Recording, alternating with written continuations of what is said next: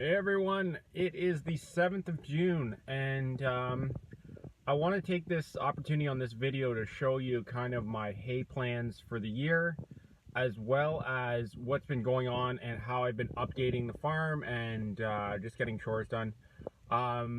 Just a little upkeep stuff more than anything, but I'm trying and experimenting with something different this year for hay, and it's different from the people and how they do it around here. So we'll see how it goes and see if it's a success or if it's a failure. You never really know. But if you experiment like this, eventually you're going to find the best way to do something. And I find if you go with the herd, like a lot of other people do, you end up not having a competitive advantage, and it ends up being that you can't make any money. So I'm going to show you guys my plan for the year, and let me know what you guys think. Mind the poor writing, that's just the way it's going to be, but this is my overall plan as I go along. I'm trying to do more frequent cuts this year. It is a pain in the butt because I only have one tractor, so I'm just unhooking a lot. But I am finding, as silly as it sounds, watching the grass grow, there's a lot more grass being cut, tonnage-wise, if I was to watch the amount of grass being grown compared to hay, than if I was to do it in one single cut. Right now, I am going to bring you guys through the field so you can see what I'm talking about. But this is the changes. So frequent cuts, more frequent cuts. Typically in other areas, they're doing it every 28 days. In my area, you get 2 cuts a year, which is kind of broken up over 3 months. But if you're doing alfalfa or clover, you can get more. You can get away with more. In my area, we typically cut first week of July. So I am looking at doing it next week, which will be about 2 weeks ahead. The reason I'm looking at doing that is my clay dries up in July. And what happens is when I cut that time, it becomes rock hard and the roots can't get any nutrients, and it dries up after that cut. If I cut that 2 weeks ahead, I'm assuming there's a little more moisture in the soil, so much so that those roots can kind of repair themselves, or the plants can repair themselves, soak up more nutrients, and have a more denser second cut.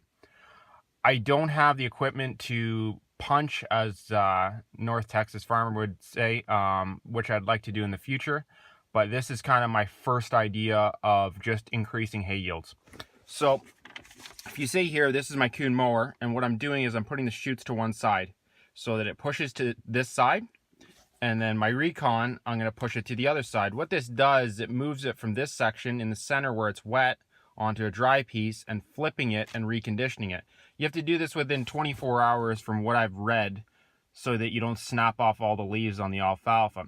But if you do that and you recondition it, supposedly softer hay, and it provides more nicks to the stalks, as well as rubbing on the grass to get that waxy material off, so it dries faster. From what I've read, it puts it in an extra a day ahead, is what they're saying. It also kind of puffs it up so that you're not having flat windrows, because air movement is key when it comes to drying hay. Less about temperature, more about air movement. So that would be first cut, and then within 24 hours, I want to recondition. I want to merge after that, within 24 hours, and basically bale right after I merge. What this would basically do is this would allow me to do 3-day hay. Weather's been inconsistent lately, so I'm trying to go towards that and get as close as possible as I can to 3-day hay, because I was at 4 last year, and it was amazing how quickly I was tight. And there was a lot of people that are 5-day hay, which is the norm in this area, and they got rained on. All their stuff got rained on, everything got wet, and it was worth nothing. So that's kind of my plan. One of the nice things about my Wicked Sweet rake, as you can see, is I can just put one side up and I can just flip it. So if I don't get the John Deere Recon going fast enough, I can just flip it with the rake and then move it to one side, and then that way I can basically do it without having to put the PTO on. I don't know if it will do as good a job because I'm not reconditioning it, but I think that it's better than nothing if I get in that situation, because I still do have to do the work on the reconditioner to really get it going. I've explained that in past videos before, but that's the plan for this year. So typically This has another almost 2 weeks to go. So it's not as thick as most people would like it. You're seeing maybe 10% flour. It won't have as high a protein, but as I said, when you're going for tonnage and you want to take off as much as possible, it does help. But it's not horrible. Like that's knee high. I'm 5'10", just to give you guys an idea. Typically when I'm cutting hay, it's dang near chest high. I didn't get a chance to post on Instagram, but I am seeing leaf damage on alfalfa. These little holes and stuff, which is not really exciting. I don't know if I've explained this in past videos, but I'm not much of a spray guy. I understand other people use it. I get it. I understand why you do it. It's just not my thing. So I'm gonna veer away from alfalfa if I can for any of my new plantings and go to clover. Red clover does well in this area, and even though I will not get the tonnage, I am not putting, it's half the price a bag, and it ends up being, for what I'm gonna take off, probably 2 cuts, it's gonna be my high protein hay, which I'll do in squares for my area, which is all mostly for horse guys or for dairy guys. So that's what I'm thinking on it. What usually happens is the regular grass just grows in and you just lose clover and it goes to almost like a regular hay field. I don't like tilling up the land too much here because it just goes to concrete every time you work it. Here, I'll show you. That field over there has taken about 5 years, and no, it's not my field, to get to a level where you can actually not sink every year because it's just pure clay. But all that's happening is the soil on the top is oxidizing and it loses some benefits there. And if I can get away from it and go as close as possible to no-till, I will. I like that concept. I would like to get more organic matter in my crops / hay, so I'm planning on doing that through manure being number 1, artificial fertilizer being number 2, and if I have a shortcut where it's going to be not worth mowing, I'd like to get a forage harvester to just blow it on to get a bit of a layer, a thin layer for the ground to kind of break down. You can see it, it's not unheard of for this stuff, because hay ground does happen, and you miss some bales and all that good stuff. But yeah, I want to build up the soil. Compaction is really bad for this clay, so spike aerating and manure is going to be key to getting this back to what I would call clay loam, which it's never been. But I think it is possible. With all the education and knowledge that we have in this day and age, it's definitely possible. It just takes time. Mostly before me, this was oat ground, so they grew a lot of oats. I don't know if I've talked to you about this too much, but my grandparents mostly did a little oats. They've always had cattle, and this was an oat field. And then the front field that I take hay off now used to be where their first year heifers would graze before they were bred. And yeah, so they never really took hay off that. They also didn't have the equipment. The stuff I have now is a lot better for doing hills. You feel a whole lot safer when you're inside a cab doing hills than if you're outside on a small tractor doing it, hoping for the best. It's a lot less sketchy. And that was a big reason why I got a tractor with a cab. So this is what I'm planning. I've been cutting the lawn here once a week. Once a freaking week.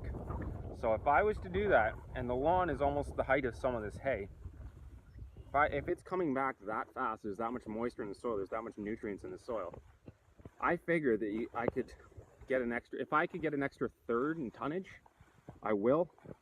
I don't know if I told you guys, but I'm kind of experimenting with square baling. I don't want to. When we got out of it, I was so excited. But the problem is in my area my major market is horse people.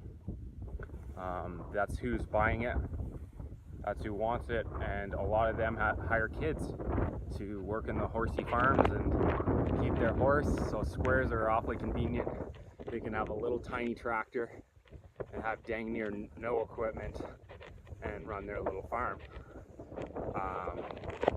That being said, there is more money in squares, but I don't have the equipment to make it so there's less labor in squares, because that's what kills you in square bales, is the amount of times you touch it. But if I was to get a decent number of squares in, and they were sold before I even took them off the field, it would be pretty good compared to rounds. Where I'm sitting is my numbers. We have a trumpets one that sometimes likes to appear, but making sure he's gone.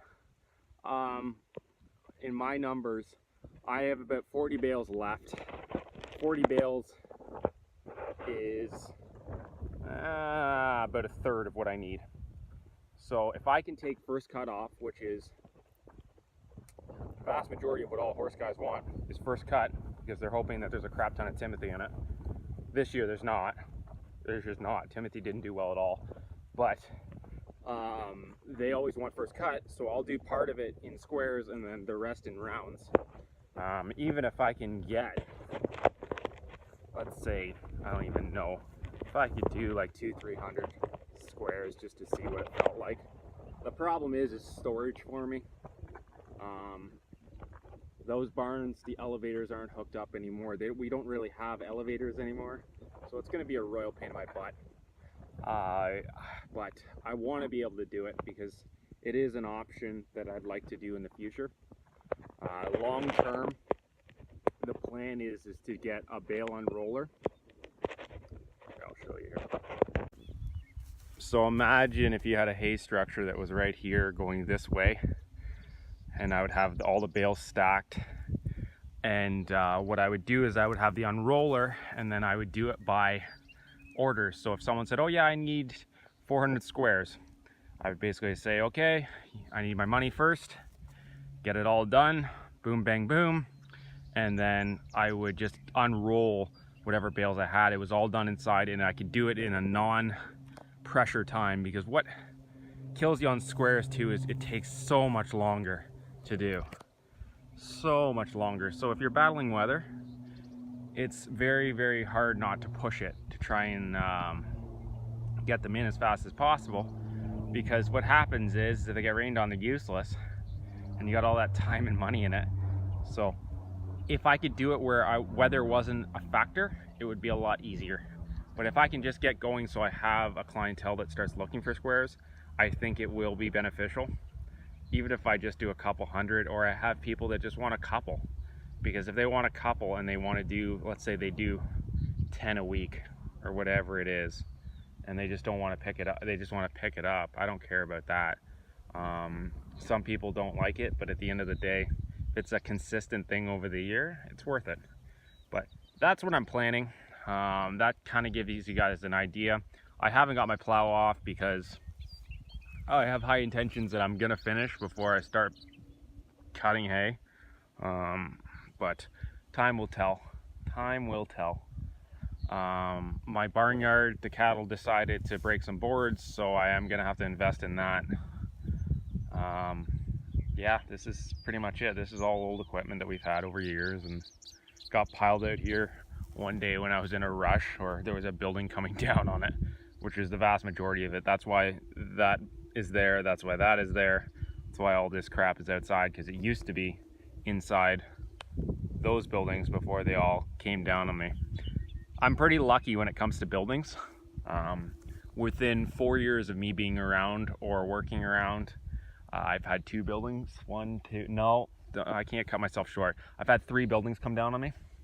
So every year was it was a shuffle just to try and move equipment around so that a building didn't come down on it. Oh, no, I cut myself short. 1, 2, 3, no, 4 buildings come down on me. Because before, there used to be a building here, there used to be a lean-to here, there used to be a garage here, and then there was another bank barn like this one over here that wasn't in concrete there. And every freaking one came down on me. I'm still on the fence. I talked to you guys about basically, crap, basically unhooking. I know it doesn't seem like much, but it takes forever. If you're doing it over and over and over, it's a lot easier to have so that you have tractors that kind of have that implement on it, and then you just use that implement. And right now, I don't have that currently, and I want to move to that front, but right now I'm broke, so I can't really invest into a tractor. I'm just trying to get through the year, and so I've thought about I might bite the bullet and get a quick attach just on the back of the Landini, just so it's a little bit faster, because just finessing with certain pieces of equipment, especially that mower, it is, you can easily spend an hour doing it. And an hour, you go, okay, it's only an hour, it's not that big a deal. You do that over the entire hay season, or if you're doing hay season in sections, it's a lot of time wasted instead of just literally fueling up, making sure your tractors have their maintenance and going. And it takes time, but I'll tell you one thing, if I can get that quick attach on there, so at least I don't have to line up the 3-point hitch every time, I'm going to try and do that, because as I said, it's frustrating as hell. So thanks for watching, guys. I've rambled on for enough. I know I try not to do that because I'm trying to keep these under 5 minutes. So take care, keep farming, keep having fun. If you have any questions, let me know in the comments or send me an email. Doesn't matter to me. I always like hearing new questions. I always like hearing questions that people are afraid to ask. Because I know when I first started kind of getting into it, I always thought I had stupid questions, because it's something that you think, oh yeah, it's just passed down from generation to generation. And you go, it's such a simple question, but I have no idea. I have no idea that little detail. Simple stuff like setting up a plow. How to plow properly, because if you haven't done it before, you have no idea. I know I had to Google that YouTube, or I had to YouTube a little bit on the plowing thing, because we were never plow people, so we never really did that much tillage. So, but take care, rambling on again. Take care, keep farming.